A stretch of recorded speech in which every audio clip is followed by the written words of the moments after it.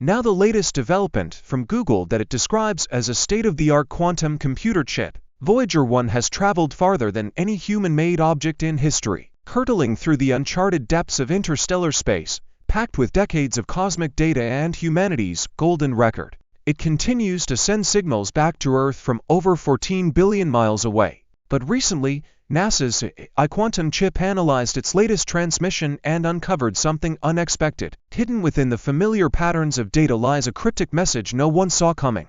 Could this be an interstellar anomaly or something else? What secrets is Voyager 1 keeping from us? The origins of Voyager 1. Voyager 1 launched on September 5, 1977, as part of NASA's ambitious plan to explore the outer solar system in unprecedented detail.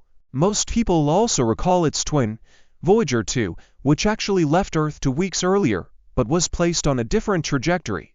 The idea for the Voyager program grew out of earlier successes, including the Mariner missions to Venus and Mars and the Pioneer probes that traveled beyond the asteroid belt to Jupiter. Yet Voyager was designed to push much farther, gathering closer observations of the giant planets and then venturing into the deeper reaches of space. In the early 1970s, NASA recognized a rare alignment of the outer planets that would let a single spacecraft visit multiple giants using gravitational assists. This arrangement, which only arises about once every 176 years, allowed a series of slingshot maneuvers past Jupiter, Saturn, Uranus, and Neptune for Voyager 2. Voyager 1, however, would focus primarily on Jupiter and Saturn, then speed away from the ecliptic plane after its Saturn encounter. From a technological standpoint, the project built on lessons from Pioneer 10 and Pioneer 11, which first braved Jupiter's hazardous radiation belts. Scientists and engineers learned about the potential dangers, including the intense charged particle environment around gas giants.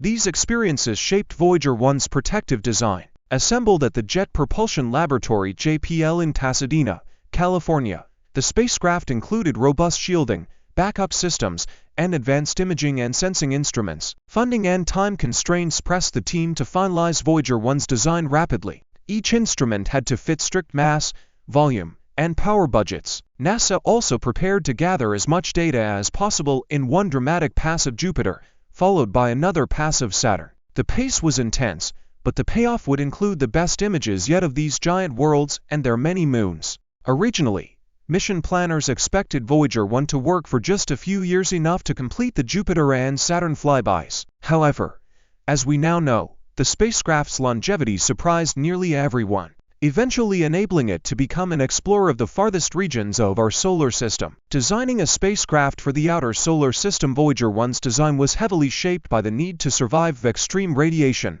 low light conditions, and long communication delays. Unlike spacecraft operating closer to the Sun, Voyager 1 could not use solar panels for power. Instead, it was equipped with 3 radioisotope thermoelectric generators, RTGs, each containing plutonium-238. The slow, predictable decay of plutonium produces heat, which is converted into electricity. Engineers calculated that these RTGs would supply the craft for multiple years, enough to complete the Jupiter and Saturn encounters. They also hoped, perhaps optimistically, that the remaining power might let it remain active even longer. Inside the spacecraft's central BIOS, key subsystems manage power distribution, navigation, communications, and data handling. The high-gain antenna, measuring about 3.7 meters across, points back to Earth to transmit everything collected by the onboard instruments. Because the transmitter had to operate with limited wattage, NASA needed extremely sensitive receivers on Earth to pick up Voyager 1's faint signals. Early on, the data rate could be measured in kilobits per second near Jupiter.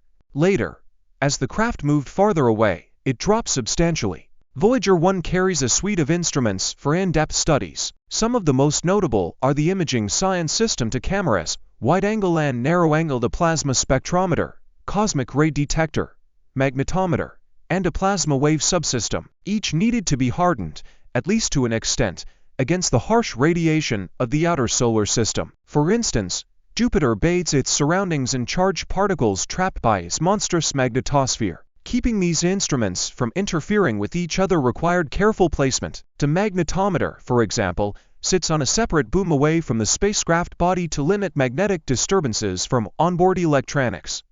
Cameras and other sensors reside on a scan platform that can pivot.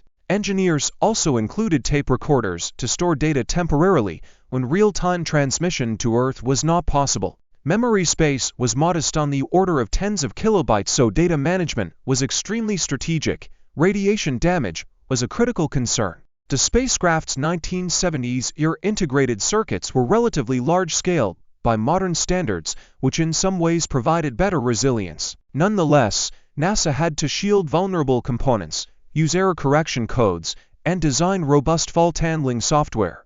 Over time, the project included redundant hardware. If a primary module failed, a backup unit could take over, at least in theory. This feature would later become crucial for dealing with glitches beyond Saturn. The grand tour of the outer planets. Voyager 1's journey to Jupiter began shortly after launch, capitalizing on the planet's powerful gravity to fling the spacecraft onward towards Saturn at high speed. In early 1979, it reached the Jovian system.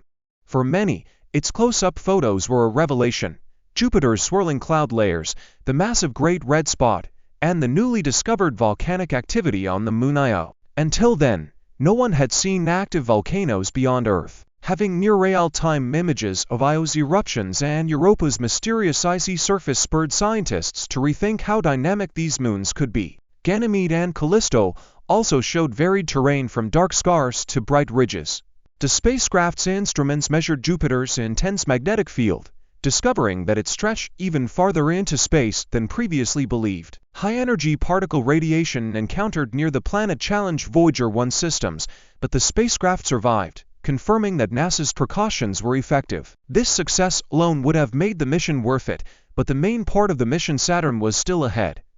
In late 1980, Voyager 1 arrived at Saturn. The images of Saturn's rings were breathtaking, revealing ringlets and braided features that hinted at complex gravitational interactions. The spacecraft also studied Titan, Saturn's biggest moon, which turned out to have a thick nitrogen-based atmosphere even denser than Earth's. That particular finding set the stage for future missions like Cassini-Huygens, which eventually landed a probe on Titan's surface in 2005. Voyager 1 thus laid the groundwork for an entire generation of outer planet exploration. Among the most iconic moments was the spacecraft's close pass by Saturn's rings. Scientists identified gaps like the Cassini division and unexpected radial spokes that defied older theory. The pictures were widely published, sparking global fascination with ring phenomena. Once the flyby concluded, Voyager 1's trajectory took it high above the plane of the solar system. This effectively ended its grand tour, leaving Voyager to continue on to Uranus and Neptune.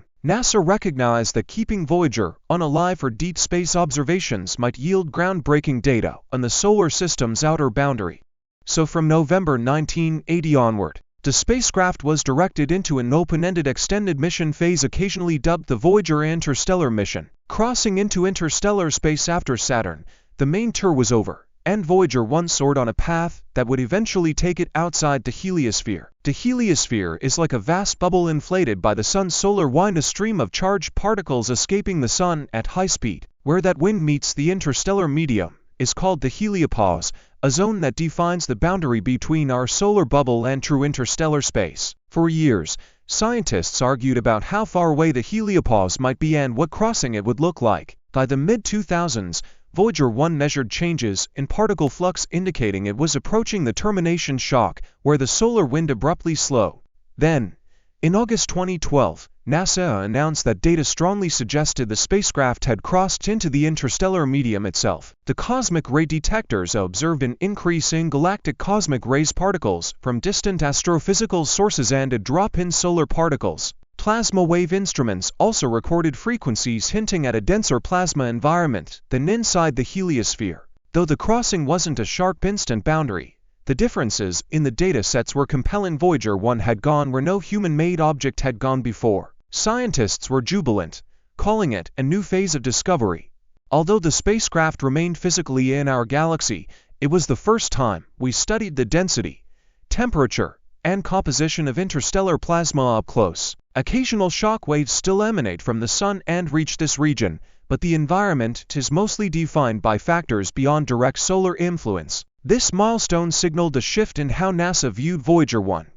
Now the spacecraft's primary job was to sample cosmic rays, measure interstellar magnetic fields, and note any transitions. The data trickled in from an immense distance, taking over a day to traverse space at light speed. Despite the slow pace, each new reading was precious, telling us how stars shaped the space between them. Over a century from now, Voyager 1 will continue drifting through the Milky Way, an inert observer carrying a faint imprint of Earth. The unexpected telemetry issue in March of a recent year, NASA noticed that Voyager 1's transmitted engineering data, and from normal to bizarrely corrupted telemetry data, which typically includes information about orientation, power usage, and subsystem status, showed jumbled bits akin to white noise. Engineers used to occasional anomalies on a spacecraft launched in 1977.